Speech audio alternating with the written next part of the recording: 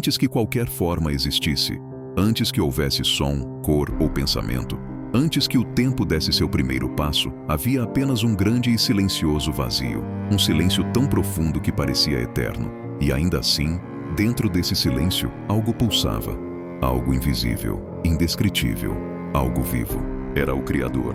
Não havia estrelas, não havia céu, não havia chão sob os pés. Somente um infinito escuro, esperando pelo instante em que tudo mudaria para sempre. E então, como o despertar de um universo adormecido, uma voz ecoou, atravessando o nada. Uma voz que não se escuta com os ouvidos, mas com o espírito. E essa voz disse: haja luz. De repente, o nada se abriu. A escuridão fugiu diante de um brilho que nasceu como um relâmpago eterno. Não era apenas claridade, era a primeira expressão da existência. A luz ocupou o espaço, empurrando para longe a escuridão, separando ambos como dois reinos que jamais seriam iguais. E assim nasceu o primeiro dia, mas a criação estava apenas começando. No segundo dia, o Criador falou novamente, e sua voz moldou o que nossos olhos hoje chamam de céu. O firmamento se abriu como um lençol azul sendo estendido sobre um mundo ainda em formação. As águas foram divididas, parte acima, parte abaixo. O caos começava a ganhar ordem. O que antes era confuso, agora se organizava pelas mãos invisíveis do Autor da vida. Então veio o terceiro dia. O Criador ordenou que as águas se reunissem em um só lugar. E quando as águas obedeceram, a terra seca apareceu. Rochas se ergueram como colunas antigas, montanhas se levantaram em silêncio, vales se formaram profundos e extensos, rios começaram a correr, abrindo caminho como veias de um planeta que despertava. E sobre essa terra recém-revelada, ele disse: produza vegetação. E o solo explodiu em vida. Brotes verdes surgiram, primeiro tímidos, depois abundantes. Árvores elevaram seus galhos ao céu, flores abriram suas pétalas em cores impossíveis, frutos cresceram cheios de sabor. Toda a terra foi tomada por fragrâncias suaves, texturas novas, formas diversas. Era como assistir um jardim gigante tomando forma diante dos olhos. E tudo isso em apenas 3 dias. No quarto dia, o Criador fez algo ainda mais grandioso. Ele colocou luzes no céu para governar o dia e a noite.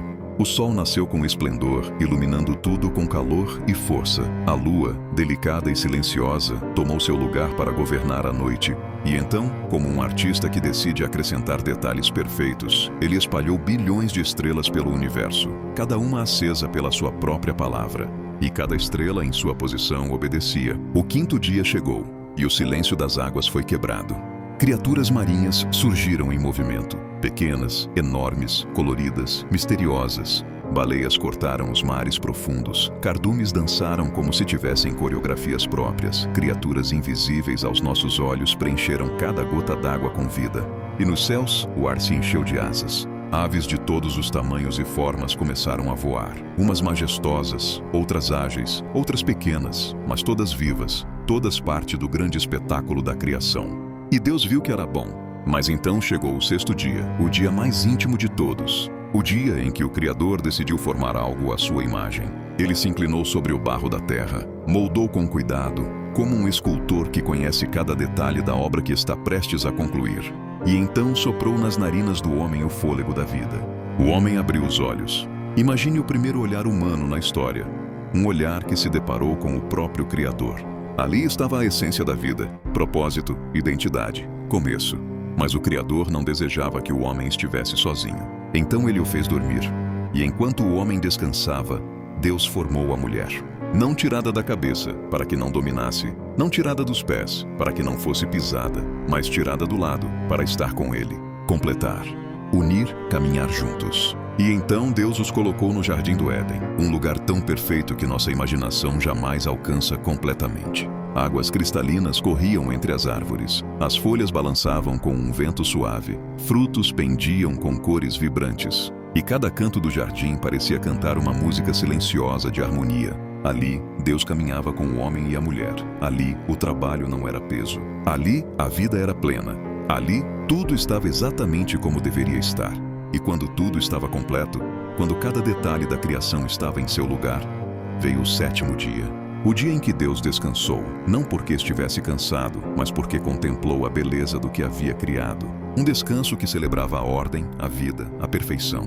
E assim terminou a história da criação, um começo que moldou todo o universo, uma obra que revela propósito, intenção e amor. Cada estrela, cada árvore, cada criatura, cada detalhe carrega a marca do Criador. E essa é apenas a primeira página da jornada humana, porque logo depois do paraíso virá a escolha, e com ela a queda. Mas essa é a próxima história. No coração do jardim mais perfeito que já existiu, havia um silêncio cheio de vida. Não era um silêncio vazio, mas um silêncio que respirava, um silêncio que parecia cantar.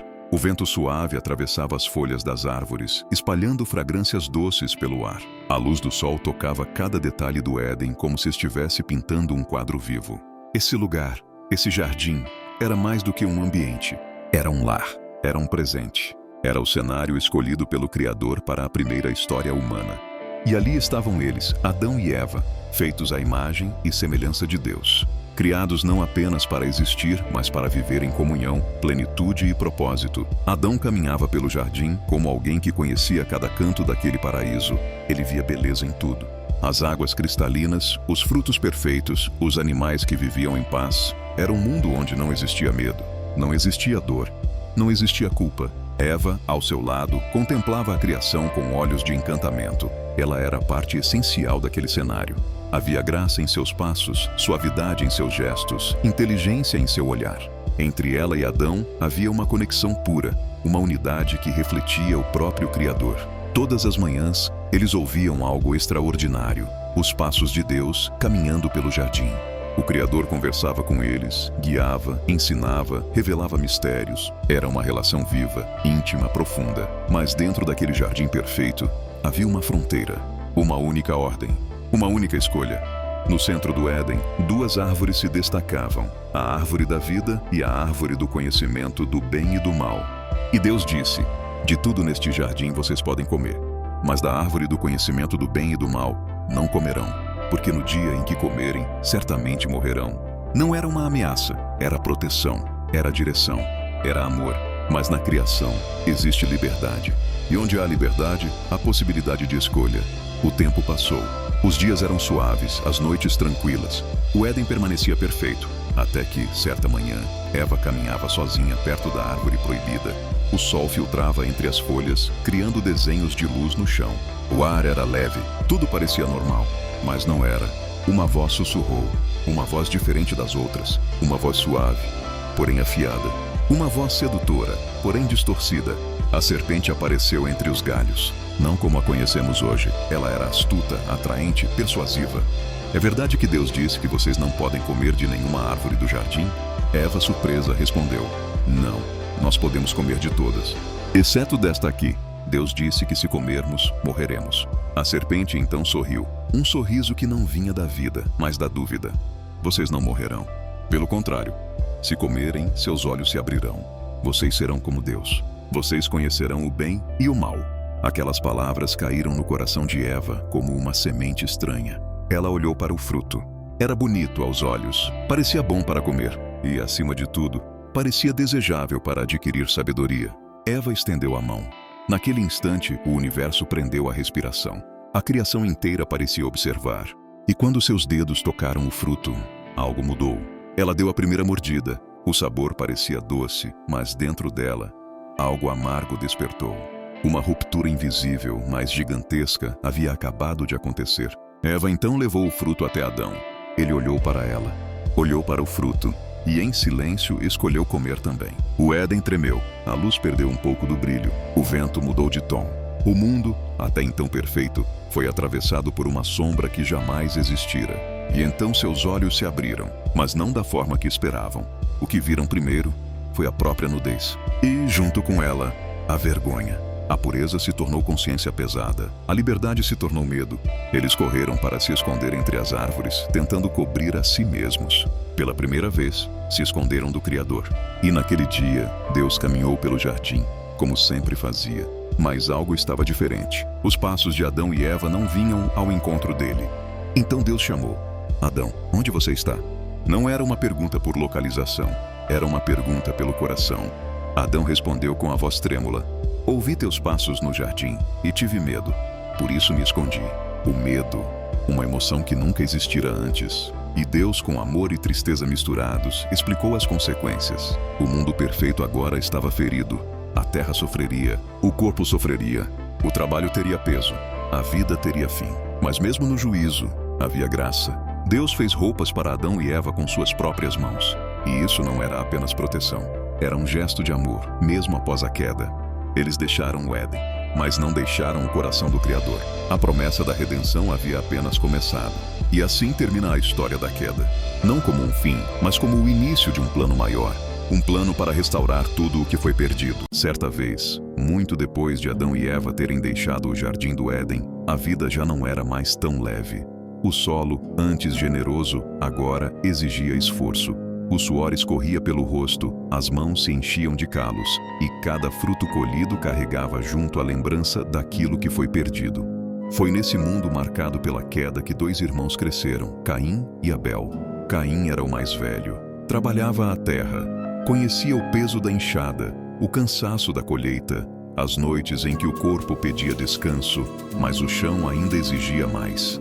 Ele via a terra como um desafio constante. Abel, o mais novo, cuidava dos rebanhos. Vivia entre os campos, observando os animais, o nascer e o pôr do sol, o vento correndo livre pela relva. Enquanto Caim lidava com a terra dura, Abel convivia com o movimento vivo do rebanho. Um dia, os dois decidiram levar uma oferta ao Senhor. Caim levou frutos da terra, colheu parte do que o solo havia produzido e apresentou diante de Deus. Abel, por sua vez, escolheu as primeiras e melhores crias de seu rebanho e ainda a gordura delas. O texto bíblico não entra em detalhes sobre a aparência das ofertas, mas deixa claro algo profundo. Deus atentou para Abel e para sua oferta, porém, para Caim e para a oferta dele, não atentou. E foi aí que algo começou a ferver por dentro. Imagina o olhar de Caim. Ele vê o favor de Deus sobre o irmão. Talvez veja Abel com o rosto iluminado, com o coração em paz, sentindo-se aceito. E, ao mesmo tempo, sente um peso dentro do próprio peito. Caim não ouviu um não explícito, mas sentiu o silêncio de Deus. Um silêncio que incomoda, um silêncio que expõe o que está dentro do coração. A Bíblia diz que Caim se irou sobremaneira. O rosto dele caiu. Ele perdeu o brilho, perdeu o eixo, perdeu o foco. Mas o mais impressionante é que Deus não ignora esse momento. Ele se aproxima de Caim, fala com ele, não para condenar, mas para alertar. Por que você anda irado? E por que o teu rosto caiu? Se você fizer o bem, não será aceito, mas, se não fizer o bem, o pecado está à porta. Ele deseja te dominar, mas você deve dominá-lo. Caim estava diante de uma encruzilhada. De um lado, a correção amorosa de Deus. Do outro, a voz do orgulho ferido. Era a chance de ajustar o coração, de rever a oferta, de alinhar a intenção. Mas, em vez de tratar a raiz do problema, Caim escolheu alimentar o ressentimento. O texto é curto, mas o silêncio entre as linhas é longo. Talvez dias tenham se passado. Talvez Caim tenha repetido a cena na mente. Abel aceito, ele não.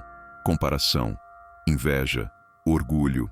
Até que um dia, Caim chama o irmão para ir ao campo. Os dois saem. Talvez Abel tenha ido tranquilo, sem imaginar o que estava prestes a acontecer. O campo, lugar de trabalho e rotina, se tornaria palco do primeiro sangue derramado entre seres humanos. Ali, longe dos olhares, Caim se levanta contra Abel e o mata. O mundo, que já conhecia o peso do pecado, agora conhecia o gosto amargo da violência entre irmãos. O chão, que antes recebia sementes, agora recebia sangue. Mas Deus vê, ele sempre vê. O Senhor então pergunta a Caim: onde está Abel, o teu irmão? Caim responde com uma frase que ecoa até hoje: não sei. Por acaso sou eu o guardador do meu irmão? Era mais do que uma resposta insolente. Era a negação da responsabilidade. Era alguém dizendo: eu cuido de mim, o resto não é problema meu. Mas Deus não faz vista grossa. O sangue de teu irmão clama a mim desde a terra. O sangue de Abel se tornou um grito invisível, mas audível para o céu. O pecado de Caim não foi apenas um ato impulsivo. Foi algo que começou lá dentro, em uma oferta feita sem entrega verdadeira, em um coração que não aceitou correção. Então Deus pronuncia o juízo. A terra, que já era difícil, se tornaria ainda mais pesada para Caim. Ela não responderia mais do mesmo jeito. Caim se tornaria fugitivo e errante pela terra. E ali, no meio do peso da consequência, Caim sente o desespero. Meu castigo é maior do que posso suportar. Ele tem medo. Medo de ser morto. Medo de vagar sem proteção.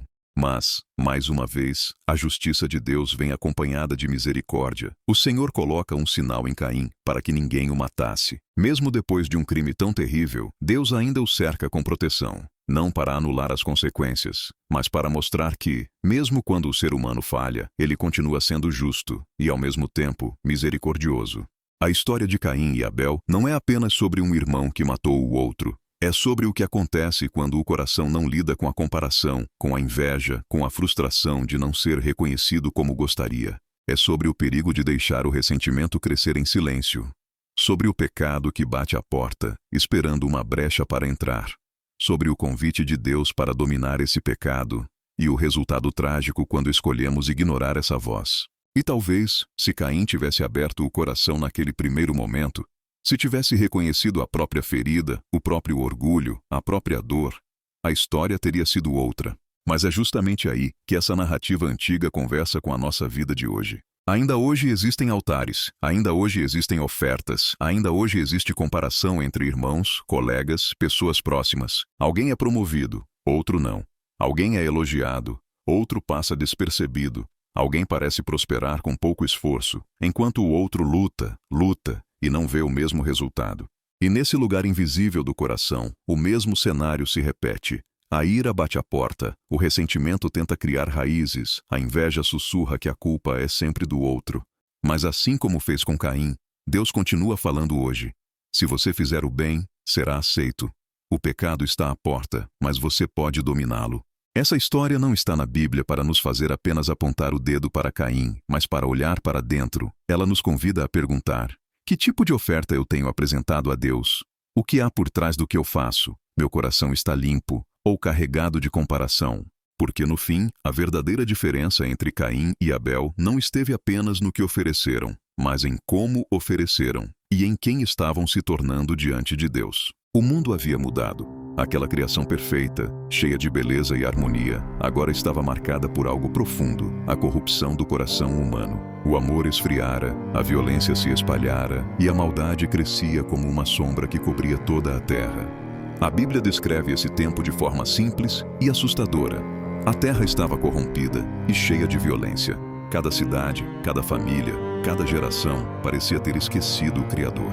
Mas, no meio de tudo isso, havia um homem diferente. Esse homem era Noé. Imagine viver numa geração inteira onde ninguém ao redor se importa com Deus, com bondade, com verdade. Foi assim que Noé viveu, como uma luz solitária em meio à escuridão de sua época. E um dia Deus falou com ele.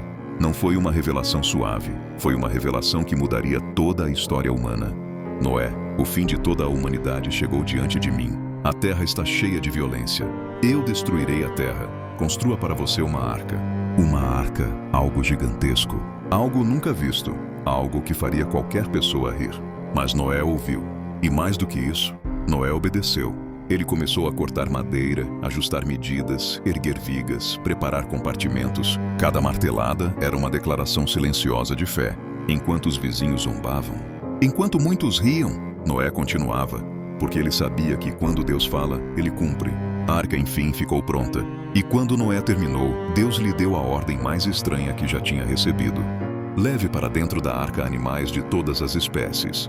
E então, algo extraordinário aconteceu. Leões caminhando lado a lado, pássaros enfeitando o céu, elefantes, pequenos répteis, criaturas que ninguém jamais imaginaria juntas, todos se movendo como se obedecessem a uma música que só o Criador podia reger. Noé, sua esposa, seus filhos e as esposas deles entraram na arca, e quando o último animal passou pela porta, Deus mesmo fechou a entrada.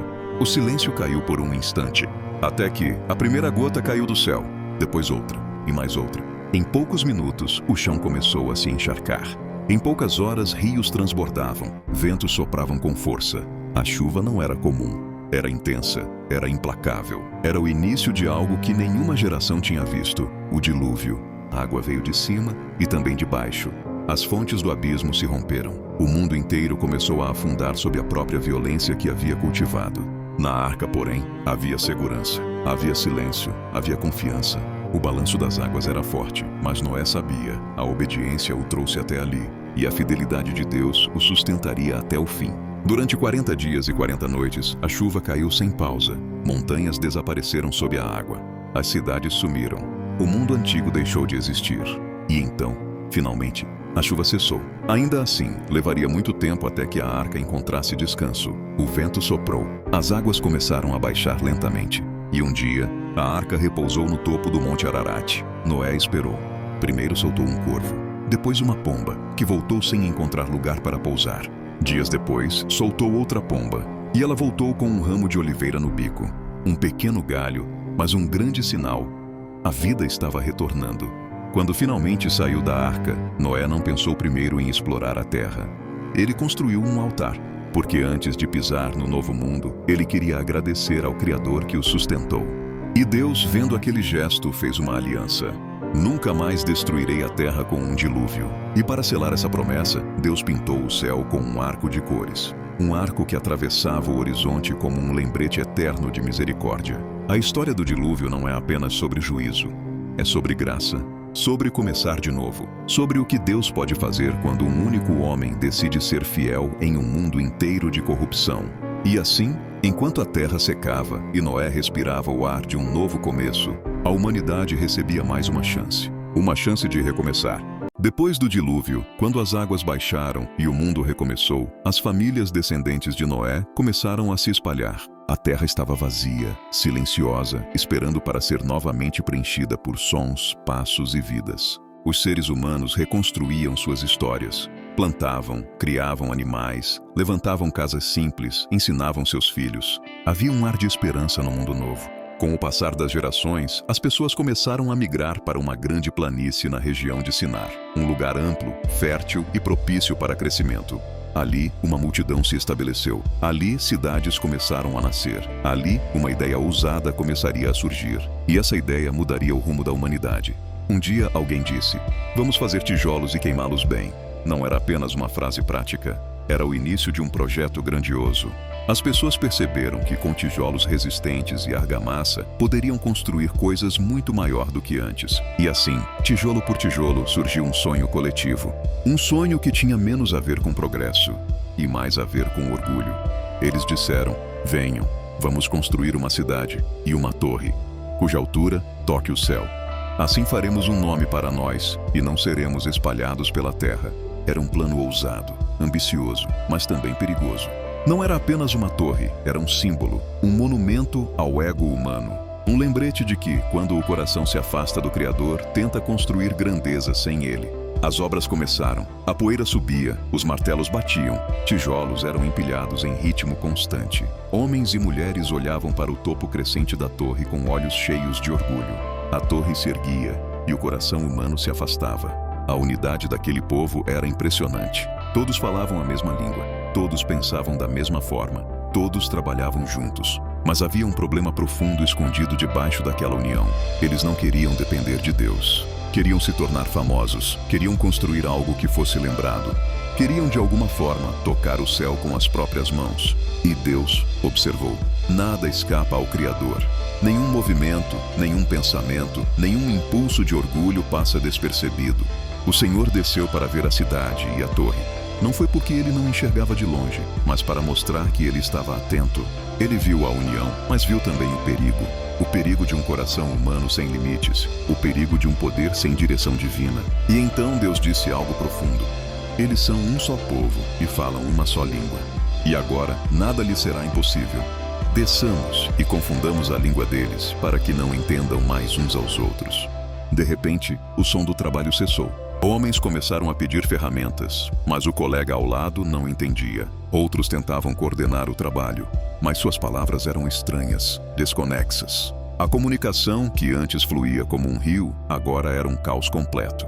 Línguas se misturaram, a confusão se espalhou, o projeto parou. Sem conseguir se entender, os grupos começaram a se mover. Cada um seguia com aqueles que compreendia sua língua nova. E assim, de forma natural e inevitável, a humanidade se espalhou pela terra, exatamente como Deus havia planejado desde o início. A torre permaneceu inacabada, um colosso interrompido, um monumento à fragilidade do orgulho humano. Aquele lugar recebeu o nome de Babel, porque ali o Senhor confundiu a língua de todos, e dali os espalhou sobre toda a superfície da terra. A Torre de Babel não é apenas sobre um prédio que não terminou. É sobre o coração humano que tenta subir além do que deve. É sobre a ilusão de grandeza sem propósito. É sobre a falsa segurança de confiar apenas em si mesmo. Mas, acima de tudo, é sobre um Deus que intervém não para destruir, mas para proteger a humanidade de si mesma. Porque, se aquele povo continuasse unido em orgulho, ele construiria muito mais do que uma torre. Construiria a própria ruína. A história de Babel nos lembra que Deus não é contra sonhos, projetos ou crescimento, mas é contra a construção de grandezas que o afastam de nós. No fim, não foi a torre que caiu, foi o orgulho. A história de Abraão começa não com um grande milagre, mas com um chamado silencioso. Um chamado que atravessou o tempo, o deserto e as fronteiras do coração humano. Abraão, ou Abrão, como era chamado no início, vivia em Ur dos Caldeus, uma cidade próspera, cheia de comércio, cultura e tradição.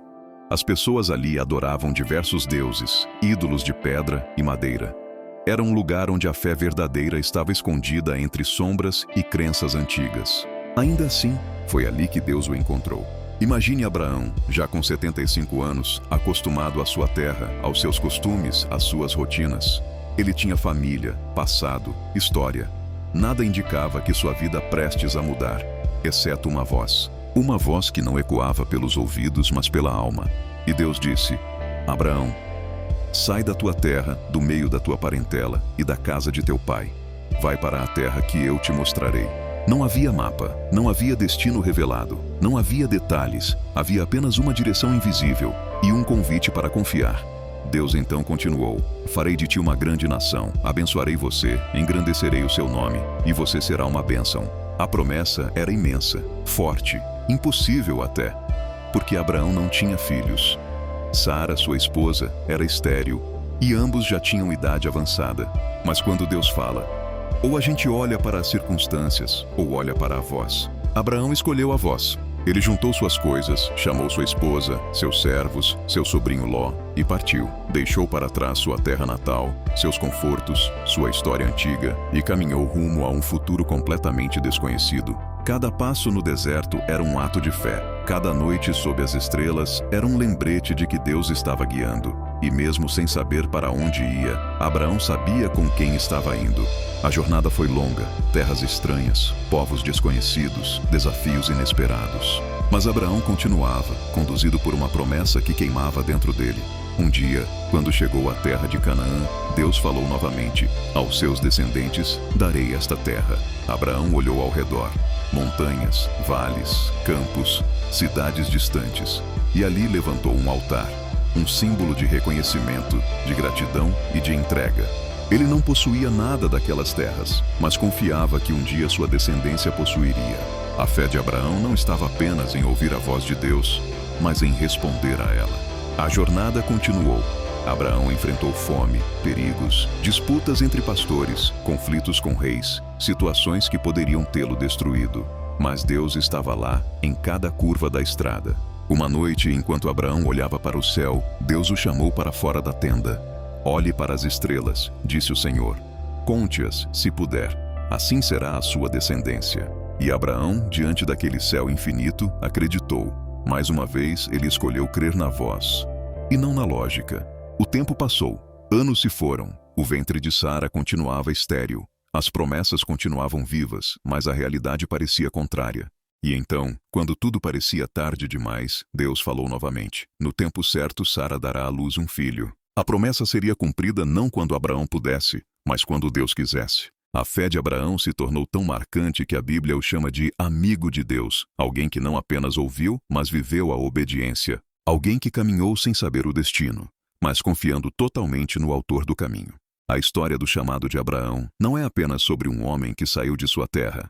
É sobre o Deus que chama, dirige e cumpre promessas que parecem impossíveis. É sobre o risco de deixar o conhecido em troca do eterno, sobre confiar mais na voz do que no cenário, sobre caminhar com o coração firme mesmo quando os pés tremem. E é sobre entender que toda grande história começa com uma escolha simples: dizer sim ao chamado de Deus. A história do nascimento de Isaac não começa numa sala de parto. Começa muito antes. Começa com uma promessa feita a um homem que já tinha idade para ser avô, e uma mulher que já tinha se acostumado a não ser mãe.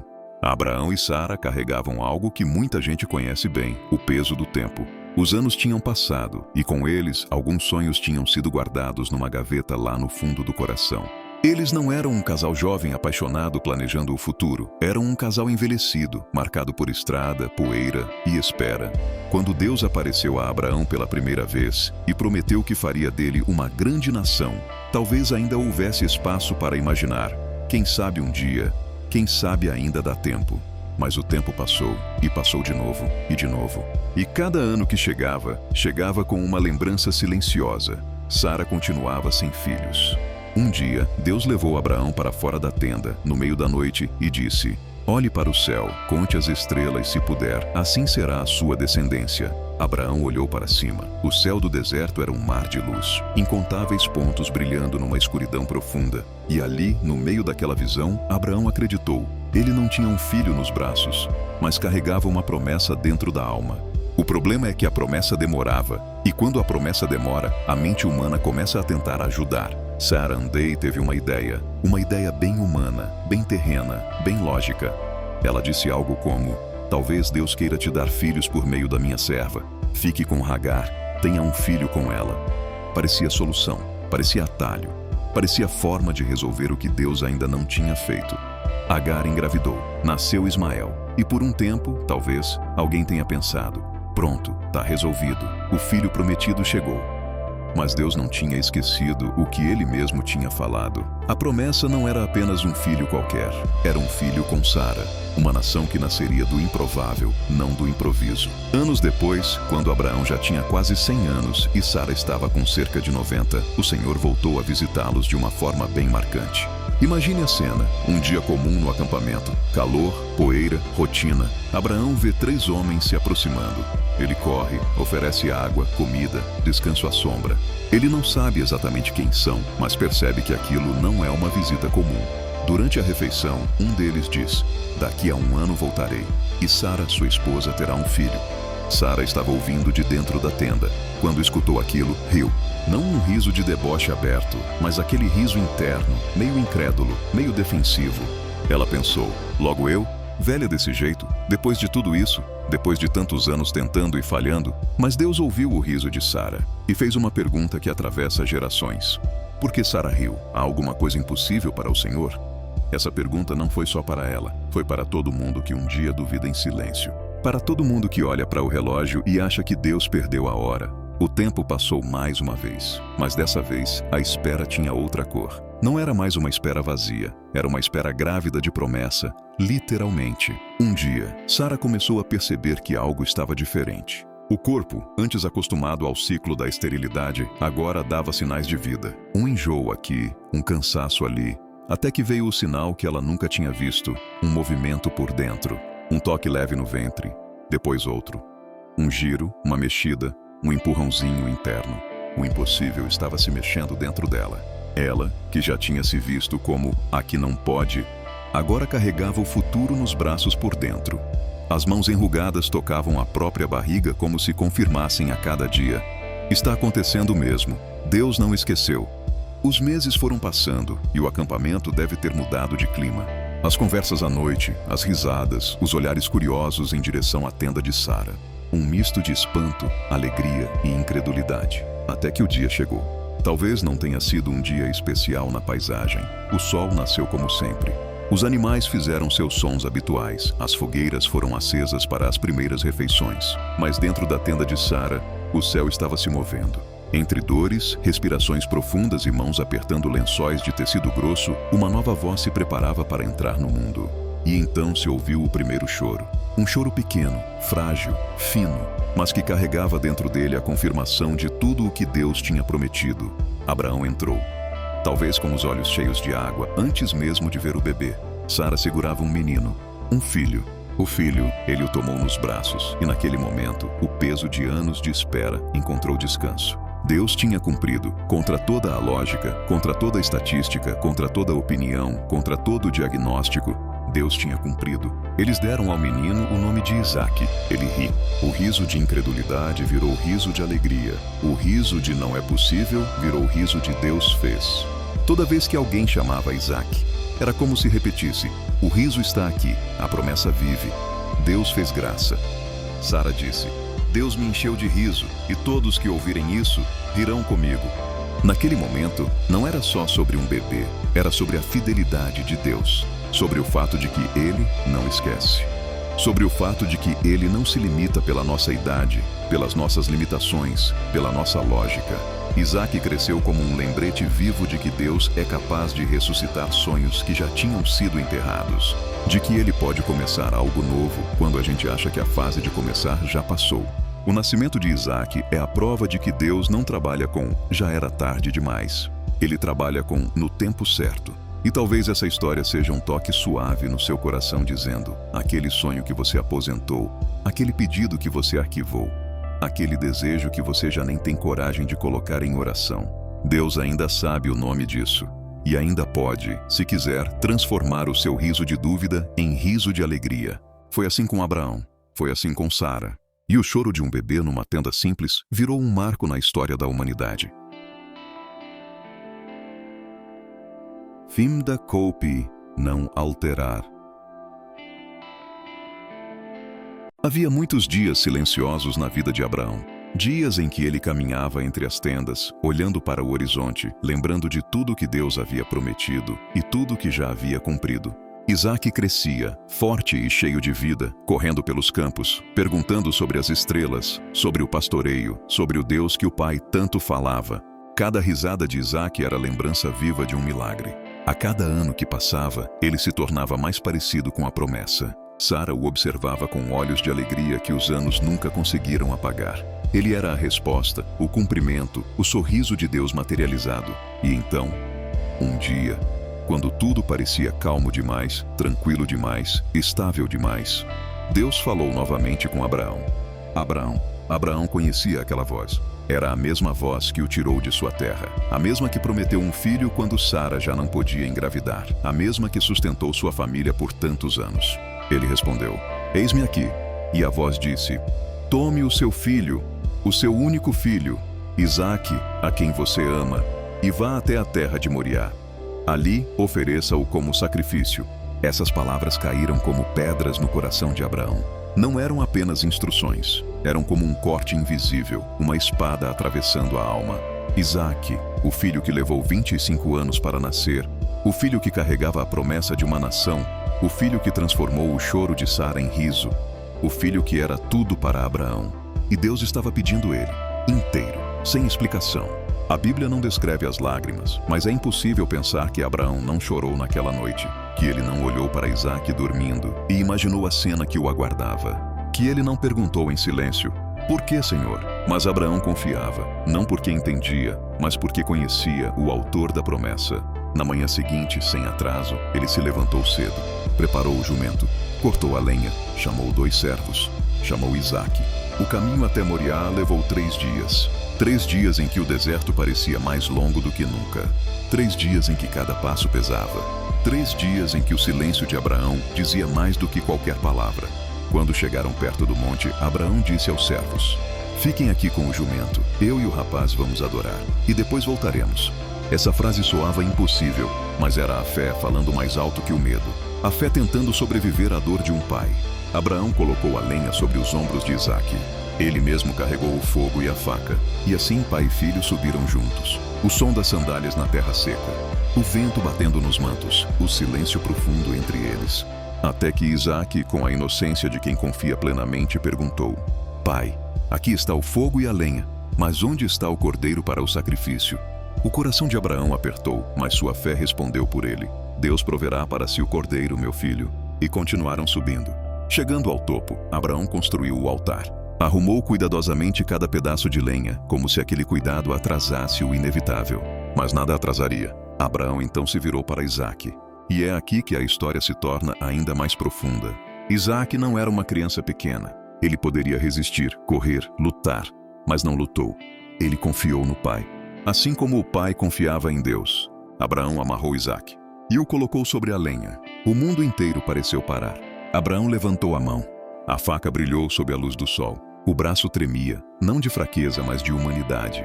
E num segundo eterno, ele começou a descer a mão, até que uma voz cortou o silêncio. Abraão, Abraão! Eis-me aqui. Não toque no rapaz. Agora sei que você teme a Deus, pois não me negou o seu filho, o seu único filho. O ar voltou aos pulmões de Abraão. O coração bateu com força. As lágrimas represadas finalmente caíram. E então, atrás dele, um movimento. Um carneiro preso pelos chifres entre os arbustos. Deus tinha provido, como Abraão tinha dito, como Abraão tinha acreditado. O carneiro foi oferecido no lugar de Isaque, e naquele monte, Abraão deu um nome ao lugar: O Senhor proverá. E por causa daquele ato de fé, Deus reafirmou sua promessa: multiplicarei grandemente a sua descendência, por meio dela, todas as nações serão abençoadas. Abraão desceu o monte com Isaque vivo ao seu lado. E a fé de Abraão, a fé que confia quando não entende, se tornou uma das maiores marcas da história da humanidade. O sacrifício de Isaque não é só sobre entrega, é sobre confiança absoluta. É sobre caminhar com Deus mesmo quando tudo parece sem sentido. É sobre saber que, no último segundo, no exato momento da dor, Deus sempre terá um cordeiro.